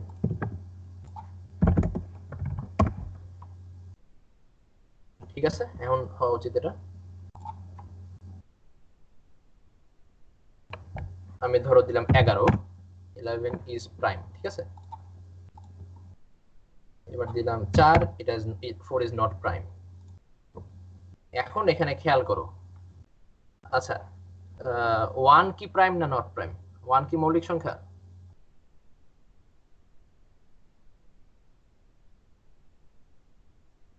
যারা যারা, আচ্ছা এটা বলা দরকার নেই, থাকে 1 হচ্ছে নট প্রাইম।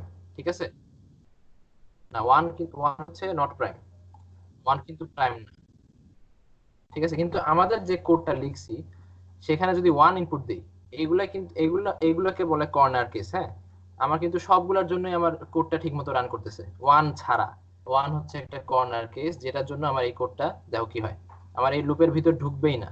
মানে এক্স এর ভ্যালু 1 না, তো আই এর ভ্যালু 2, 2 ইজ লেস দেন 1 কন্ডিশনটা স্যাটিসফাই করবে না, সঙ্গে সঙ্গে বের হয়ে রিটার্ন 1 করে দিবে, বলবে যে 1 ইজ প্রাইম। ঠিক আছে, কিন্তু 1 তো আসলে প্রাইম না। তাহলে আমরা এখানে কি করতে পারি, এখানে একটা জাস্ট ইফ কন্ডিশন লাগিয়ে দেব, if X equals 1 return false, sorry return 0। ঠিক আছে, তাহলে যখনই দেখবে এখানে এক্স এর ভ্যালু 1 হয়ে গেছে, তখনই আমার 0 রিটার্ন করে দিবে, নিচের কিছুই আর এক্সিকিউট হবে না, রিটার্ন পাইছে মানে এখান থেকে একদম ফিনিশ। ঠিক আছে, এবার আশা করি পুরোপুরি কারেক্ট হয়েছে।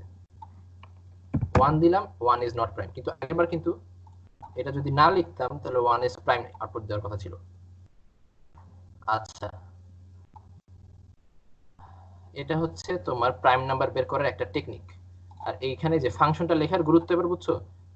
আমি আমার মেইন ফাংশনের ভিতর কিছুই লিখতে হলো না, আমি জাস্ট একটা ফাংশন কল করছি, ইজ প্রাইম, ভিতরে একটা ভ্যারিয়েবল পাঠিয়ে দিয়েছি ইনপুট হিসেবে, সেটা আমার একটা আউটপুট দিয়ে দিছে ডিরেক্ট। আচ্ছা, তো ইজ প্রাইম, আচ্ছা এই প্রাইম নাম্বার ডিটেকশনে আরো ভালো ভালো মেথড আছে, যেমন তোমাদের সাথে একটা শেয়ার করি এখনই। আহ, আমি যে এখানে সাপোজ একটা এক্সাম্পল, ফর এক্সাম্পল 12 মনে করো, 12 এর জন্য আমি অ্যাকচুয়ালি কি করছি, আমি 2 ফার্স্টে দেখছি, 2 কি আমার 12 কে ডিভাইড করে? তো দেখছি করে, আমার ইয়া হয়ে গেছে, আমার মানে বুঝতে পারছি যে এটা আসলে নন প্রাইম। সাপোজ ধরো যদি 11 হইতো, 11 কে আমার দেখছি আমি 2 দিয়ে ডিভাইড করে কিনা, 2 দিয়ে যায় না, 3 দিয়েও যায় না, 4 দিয়েও যায় না, 5 দিয়েও যায় না, 6 দিয়েও যায় না, 7 দিয়ে, আমার কতগুলা চেক করতে হয়েছে, মানে 2 শুরু করে 10 পর্যন্ত সব চেক করতে হয়েছে। এতগুলা চেক কিন্তু আসলে নেসেসারি না। হুম, নেসেসারি না কেন, সেটা সেটা কি বুঝাবো? আচ্ছা আচ্ছা আচ্ছা, বুঝাই। মনে করো, মনে করো নাম্বার একটা নিলাম 12, তোমাকে যদি বলি যে 12 এর কতগুলা ফ্যাক্টর আছে তুমি কিভাবে বের করবা? তুমি 1 থেকে চালাবা, 1 থেকে 12 পর্যন্ত রান করবা, যতগুলা ডিভাইড হবে ততগুলাই তুমি ইয়ে করে দিবা, তাই না? এটা হচ্ছে একদম নর্মাল একটা সলিউশন। এটা কিন্তু কোনো ভালো ভালো কোনো সলিউশন না। তোমাকে অনেকবার অনেকগুলো নাম্বার দিয়ে চেক করতে হচ্ছে বারবার। তোমার একটা একটা করে বাড়াইতে হইতেছে, তোমার সময় বেশি লাগতেছে। হ্যাঁ, তো এই সময়টা বেশি লাগানো যাবে না। এমন ভাবে এমন এফিশিয়েন্টলি কোড করতে হবে। আমি যদি এরকম এফিশিয়েন্টলি কোড করতে চাই তাহলে এটার জন্য একটা ভালো সলিউশন আছে। সেটা হইলো এরকম যে দেখো, আমি ফার্স্টে তোমাকে 1 দিয়ে ডিভাইড করলাম 2 কে। হ্যাঁ, দেখলাম যে 1 দিয়ে ডিভাইড করে কত আসলো, 12/1 = 12। এই কথাটা থেকে আমরা কি বুঝলাম? 1 12 এর একটা ফ্যাক্টর, সাথে সাথে 12 ও 12 এর একটা ফ্যাক্টর, এটা বুঝলাম। তারপরে 12 কে 2 দিয়ে ভাগ করলাম, 2 দিয়ে ভাগ করে দেখলাম 6 আসে। তাহলে বুঝলাম কি, 2 একটা 12 এর ফ্যাক্টর, 6 ও একটা 12 এর ফ্যাক্টর। দেখো, আমার কিন্তু একটা ইটারেশনেই, আমার একটা নাম্বার দিয়ে চেক করার সাথে সাথে আমি কিন্তু দুইটা ফ্যাক্টর পেয়ে যাচ্ছি। ঠিক আছে? তারপরে আবার যখন আমি 3 দিয়ে ভাগ করব তখন দেখবো 4 আসতেছে। সো 3ও আমার একটা ফ্যাক্টর, আবার 4ও একটা ফ্যাক্টর। তো 3 দিয়ে ভাগ করে আমি আসলে দুইটা ফ্যাক্টর অটোমেটিক পেয়ে যাচ্ছি। তারপরে যদি আবার আমি 4 দিয়ে ভাগ দিই, আবার তো এখানে 3 আসবে। তো এটা কি, এই 4 দিয়ে কি ভাগ করার আমার আর দরকার আছে? আমি তো অলরেডি এখানে 4 এর রেজাল্টটা পেয়ে গেছি। সো এইটা দিয়ে আর ভাগ করার কোনো দরকার নাই। তাহলে আমার কিন্তু লুপটা 12 এর ক্ষেত্রে 1 থেকে 3 পর্যন্ত রান করলেই আমি সবগুলা ফ্যাক্টর বের করতে পারতেছি 12 এর। ঠিক আছে? দেখো, আমার 1 থেকে 12 পর্যন্ত রান করা লাগছে, এখন মাত্র আমি 3 পর্যন্ত রান করলাম। এখন 12 এর জায়গায় যদি 12 এর জায়গায় একটা এক্সাম্পল দিলাম, জাস্ট একটা এক্সাম্পল, 12 এর জায়গায় একটা জেনারেলাইজ যদি করি, মনে করো এন।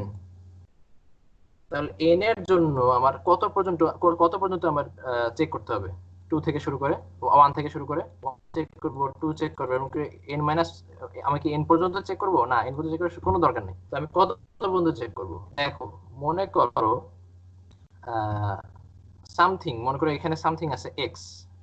হ্যাঁ, যেটা আহ, মনে করো এখানে 12 এর ক্ষেত্রে কি ছিল, 12 এর ক্ষেত্রে 3 ছিল না, 3 × 12, 3 × 4, এরপরে আমার 4 × এরপরের গুলো আবার 4 হয়ে গেছে। মানে 1 2 3, এরপরে 4, এই 4টা আর লাগে নাই। হ্যাঁ, তো এই পয়েন্টটা আসলে কোনটা, আমি সেটা বের করতে চাচ্ছি যে এই এরপরে আমি আর এক্সিকিউট করব না। এমন একটা পয়েন্ট যার পরে আবার আগের ভ্যালুগুলো চলে আসতে থাকবে। এখানে যেমন 2 × এখানকার কিছু একটা ইকুয়াল টু এন এন হয়েছিল, তারপর 3 × এখানকার কিছু একটা, সেটা হয়েছিল এন। ঠিক আছে? এখানে এক্স ইন্টু, মনে করো এক্স সমান, সাপোজ এন হয়ে গেল। ঠিক আছে? সাপোজ এন একটা, মনে করো, পারফেক্ট স্কয়ার। তো আমার কি এই এক্স এর পরে এই ভ্যালুটা আমি যত বাড়াবো আরো, মনে করো x+1 দিয়ে চেক করব, তো এইটা আরো কমতেছে না? কমতেছে মানে কি, সেটা দিয়ে আমি আগে চেক করে আসছি। তার মানে আমার এখানে অ্যাকচুয়ালি √n পর্যন্ত চেক করলেই হয়ে যাচ্ছে। ঠিক আছে? আমার লুপটা 1 থেকে শুরু করে আমি যদি √n পর্যন্ত চালাই তাহলেই আমার সবগুলা আমি ফ্যাক্টর পেয়ে যাচ্ছি n এর। আমার 1 থেকে শুরু করে পুরো n পর্যন্ত চালানো লাগতেছে না, জাস্ট 1 থেকে শুরু করে √n পর্যন্ত চালাবো। যেমন 16 জন্য 1 থেকে শুরু করে 4 পর্যন্ত চালাবো। কারণ দেখো, 4 × 4 = 16। এরপরে এরপরে কি আর 5 দিয়ে চেক করার দরকার আছে? কারণ আমি কিন্তু যদি 5 দিয়ে হইতো যদি এখানে আরো কম একটা ভ্যালু আসতো, মনে করো 3 এর মতো, 3 পয়েন্ট সামথিং, এইরকম ভ্যালু তো আমি আগেই এখানে 3 দিয়ে চেক করে আসছি, 1 2 3 আগেই চেক করে আসছি। এখানে আমার এখানে 2 দিয়ে যে 8 হয়েছে, এখানে এই 8 আমার আগেই পেয়ে গেছি। এখানে আবার 5 6 7 8, 8 × 2, এটা আর চেক করার কোনো দরকার নেই। কাজে এই যে √16 4, এইটার পরে আর আমার আগানোর দরকার নাই। তো এটা একটা অপটিমাইজেশন। এটা আসলে মানে একদম বুঝাই লাগবে এমন কোনো কথা নাই। যদি মানে বুঝতে পারো তাহলে ভালো। একে বুঝছো এখন বলো, লাইক দাও।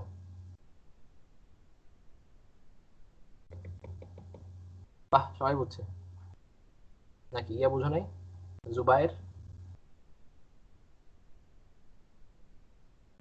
নাইস। আচ্ছা,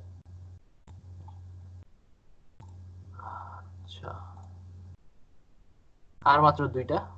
আচ্ছা, এই যে প্রবলেম 1 অফ অ্যাসাইনমেন্ট 2, অ্যাসাইনমেন্ট 2 এর প্রবলেম 1 মনে আছে? ওই যে গ্রেড প্রিন্ট করার, এটা তুমি ওইটা কিন্তু ফাংশন দিয়ে করতে পারবে আরো ইজিলি। তুমি জাস্ট একটা ফাংশন লিখবা এখানে, ইন্ট মনে করো, এখানে যে রিটার্ন করে ফ্লোট, তাই না? ফ্লোট গ্রেড, এখানে একটা ভ্যালু মার্কস ইনপুট নিবা, এখানে তুমি চেক করবা যে তোমার if marks is greater than equal to 90, এখানে রিটার্ন করবা রিটার্ন 4, ঠিক আছে, এরকম কিছু। তারপর similarly else if marks is 80, return 3.5, তারপর ডট ডট। সিমিলারলি নিচের কাজগুলো করবা, ঠিক আছে? আর এখানে যদি তুমি এখন কল করো জাস্ট যে গ্রেড 90, তাহলে এই জিনিসটার জায়গায় বসে যাবে কত? 4, ঠিক আছে? এই জিনিসটা রিটার্ন করবে 4, এই জিনিসটা আউটপুট দিবে 4, ঠিক আছে? একইভাবে এটা করতে পারবা ফাংশন ইউজ করে। তো কাজটা আসলে এত মানে একটু ইয়া হবে, ক্লিন হবে কাজটা। হ্যাঁ, ফাংশন দিয়ে করলে জাস্ট এখানে ফাংশন কল করে মানে সুন্দর হবে, দেখতে সুন্দর হবে আর কি, আর বোঝা যাবে সহজে। আচ্ছা, আমাদের লাস্ট প্রবলেম আজকের এরকম একটা জিনিসের সাম বের করা, ঠিক আছে? 1 + 1 + 2 + 1 + 2 + এই ইয়াটা বুঝতে পারতেছো তো? এই সিকোয়েন্সটা বুঝতে পারতেছো তো? লাস্টে গিয়ে 1 + 2 + এরকম করে n। এটা বের করার কিন্তু ডিরেক্ট ফর্মুলাই আছে। হ্যাঁ, ডিরেক্ট একটা ভ্যালু বসাই, একটা ফর্মুলার মতো আছে, ওটা বসাই কিন্তু ভ্যালু বের করা যায়। বাট আমরা এই সময় আজকে জাস্ট ফাংশনটা বোঝার জন্য, ফাংশনের সুবিধা বোঝার জন্য জাস্ট এটা ফাংশন দিয়ে করব। আচ্ছা, তো আমার এখানে কি করতে হবে? আমার এখানে একটা ভ্যালু ইনপুট নিব, সেটা হচ্ছে n, ক্যাপিটাল দিছি, n ইনপুট নিলাম। এবার আমি এমন একটা ফাংশন লিখবো, মনে করো বের করবো কি বলে এটা, সিরিজ, ঠিক আছে? সিরিজ নামে একটা ফাংশন, সিরিজ সাম। এই ফাংশনটা লিখলাম, ফাংশনটা আমার আউটপুট দিবে কি? টোটাল সামটা। হ্যাঁ, টোটাল সামটা আউটপুট দিবে, টোটাল সিরিজ সাম, ইন্টিজার লিখলাম, এখানে n ঢুকাবো। আমি ফাংশনটা আগে লিখিনি, আগে জাস্ট আমি কল করলাম, এখন আমি ফাংশনটা লিখবো এখানে। হ্যাঁ, তাহলে ফাংশনটা রিটার্ন করবে একটা ইন্টিজার ভ্যালু, নাম হচ্ছে সিরিজ সাম, এটা হচ্ছে ইন্টিজার, সাপোজ n নিবে। আচ্ছা, অ্যাকচুয়ালি আমি এটা এভাবে না করে তোমরা যদি নরমালি করতে তাহলে কিরকম করতে আমি সেটা আগে দেখাই, ঠিক আছে? নরমালি যদি করতে তাহলে কিভাবে করতে?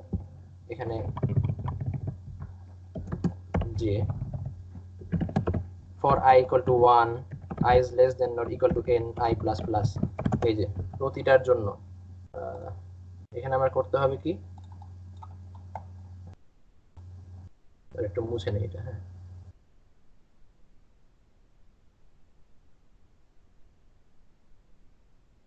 এখানে আমার করতে হবে কি? 1 + 1 + 2 + 1, এরকম। তো এরকম করে এখানে হচ্ছে n, লাস্টে n পর্যন্ত, মানে একটা, দুইটা, এখানে এরকম তিনটা, এরকম করে কয়টা টার্ম আছে তাহলে? চারটা, nটা। 1 number term, 2 number term, 3 number term, এরকম 4, 5, 6, এরকম n সংখ্যক টার্ম আছে এখানে আমার, ঠিক আছে? তো আমি প্রতিটার জন্য আলাদা আলাদা করে কাজ করব, প্রতিটার জন্য, ঠিক আছে? আমি i এর ভ্যালু, আমি এই লুপটা চালাচ্ছি, যে এই লুপটার i এর ভ্যালু মানে হচ্ছে এই i, ঠিক আছে? এই যে এটা হচ্ছে i। i এর ভ্যালু যখন 1, তখন আমি 1 থেকে 1 পর্যন্ত সাম বের করব। i এর ভ্যালু যখন 2, তখন আমি 1 থেকে 2 পর্যন্ত সবগুলো সাম বের করব। i এর ভ্যালু যখন 3, তখন আমি 1 থেকে 3 এর পর্যন্ত সবগুলো সাম বের করব। এটা হচ্ছে আমার লুপটা, ঠিক আছে? তো আমি কি করব এখানে? নরমালি করতে গেলে আবার একটা ফর লুপ, যদি কোনো ফর্মুলা ইউজ না করি, for j = 1, j is less than or equal to I j++, কারণ এই যে i এর ভ্যালু প্রথমে 1, তাহলে প্রথমে 1 থেকে 1 পর্যন্ত সাম বের করব। i এর ভ্যালু এরপরে প্লাস প্লাস হয়ে 2 হবে, তাহলে 1 থেকে এখানে 2 পর্যন্ত সাম বের করব। তারপর 3 হবে, 1 থেকে 3 পর্যন্ত সাম বের করব। তো এখানে একটা সাম ভ্যারিয়েবলের ভ্যালু প্লাস করলাম ইকুয়াল টু সাম প্লাস কি করব j। ঠিক আছে, এখানে কিন্তু সামটা আগে ডিক্লেয়ার করতে হবে। ইন্ট এখানে সাম ডিক্লেয়ার করলাম 0, আগে 0 করে নিলাম, 0 এর সাথে অ্যাড হতে থাকবে j। হ্যাঁ, তো এখানে সামটা হতে থাকবে। তারপরে কি হবে, এইখানে যে সাম আসবে, এখানে একটা টোটাল সাম ডিক্লেয়ার করে নেই।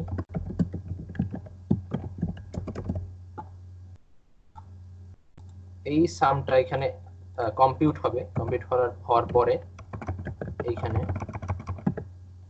Total sum equals total sum plus individual যে সামটা বের করলাম সেটা। তাহলে লাস্টে গিয়ে আমার টোটাল সামটাই হবে হচ্ছে আমার অ্যান্সার, তাই না?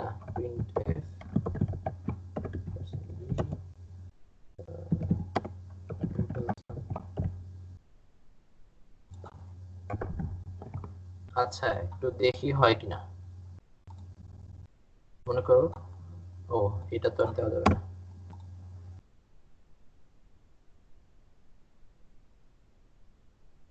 আচ্ছা, আমি এটা কোথায় লিখছি? চলি মেনে না লিখে পুরোটা মেনে লিখতে হবে তো।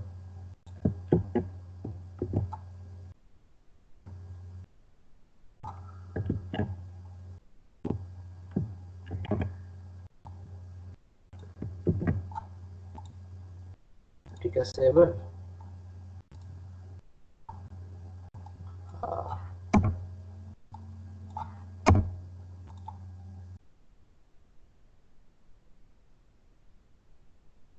আচ্ছা ধরো 3 দিলাম, 3 দিলে কি 10 আসার কথা? 1 প্লাস 1 প্লাস 2 মানে হচ্ছে 4, 4 প্লাস 6 মানে হচ্ছে 10। হ্যাঁ ঠিক আছে।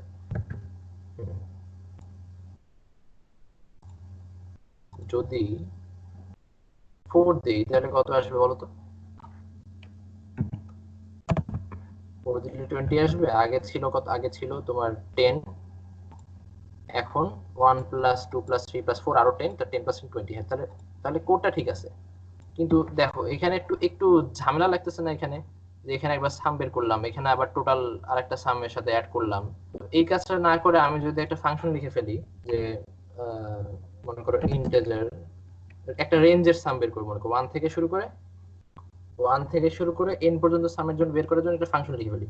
তো সাম অফ রেঞ্জ নাম দিলাম এরকম, যেটা একটা ইন্টিজার n ইনপুট নিবে আর রিটার্ন করবে হচ্ছে 1 থেকে শুরু করে n পর্যন্ত সবগুলা ইন্টিজার ভ্যালুর টোটাল সাম। ঠিক আছে, তো আগে একটা সাম এখানে ডিক্লেয়ার করে নেই, সাম ইকুয়াল টু 0। এটা ফর লুপ চালাবো। এখানে i ডিক্লেয়ার করি, একটা i ইকুয়াল টু 1 থেকে শুরু করে i is less than equal to n i plus plus, এখানে সামের ভ্যালুটা plus plus, sum plus equal মানে তো বুঝো এখনই, এটা মানে হচ্ছে equal to sum plus i। আর রিটার্ন করব কত? রিটার্ন করব হইতেছে আমার সাম। তো এই ফাংশনটা আমার 1 থেকে শুরু করে n পর্যন্ত যতগুলা ইন্টিজার আছে সবগুলার সামেশনটা সাম ভ্যারিয়েবলে রেখে সেটা আমার আউটপুট দেয়। তো এখানে আমি এত কিছু না করে আমি জাস্ট কল করব প্রতিবার যে আমার total sum equals to total sum plus some of range, যেটা দিছিলাম সাম অফ রেঞ্জ i। ঠিক আছে, এই যে একটা ফর লুপ দিয়ে আমি আসলে কাজটা আরো সিম্পলি করে ফেলছি, এখানে আলাদা করে লিখে সাম অফ রেঞ্জ। এটা এটা মানে আসলে আমার 1 থেকে শুরু করে i পর্যন্ত সবগুলা ইন্টিজার নাম্বারের সামেশন, সেটা করলাম, সেটা টোটাল সামের সাথে অ্যাড করে ওই টোটাল সামের মধ্যেই রাখলাম। আস্তে আস্তে পুরো লুপটা চললো। প্রথমে 1 হইলো, 1 1 এর জন্য 1, i এর ভ্যালু যখন 2 তাহলে 1 + 2 এখানে কমপ্লিট হয়ে এখানে যোগ হয়ে যাবে। i এর ভ্যালু যখন 3 তখন i প্লাস 1 প্লাস 2 প্লাস 3 এখানে আসবে, এসে এখানে অ্যাড হয়ে যাবে। তো ফাইনালি এটা আসবে, আবার 4 দিয়ে 20 আসবে। ঠিক আছে, আচ্ছা এই কোডটা বুঝো নাই এমন কেউ আছো? বা বুঝলে লাইক দাও, না বুঝলে একটু কান্নাকাটি দাও।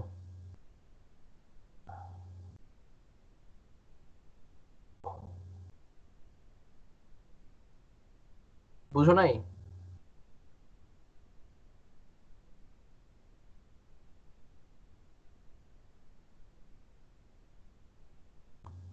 আল্লাহ, কোনো রেসপন্স নাই কারো।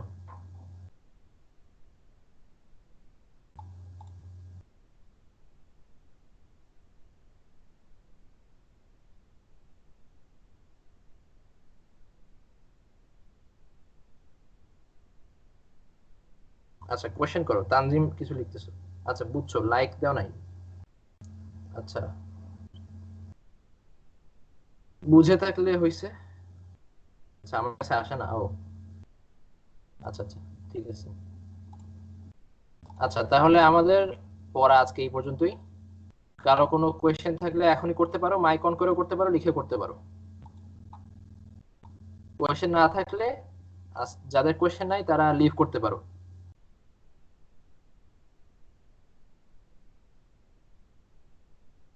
ঠিক আছে, আল্লাহ হাফিজ। কোয়েশ্চেন থাকলে করো, না হলে লিভ করো, শেষ। তুষার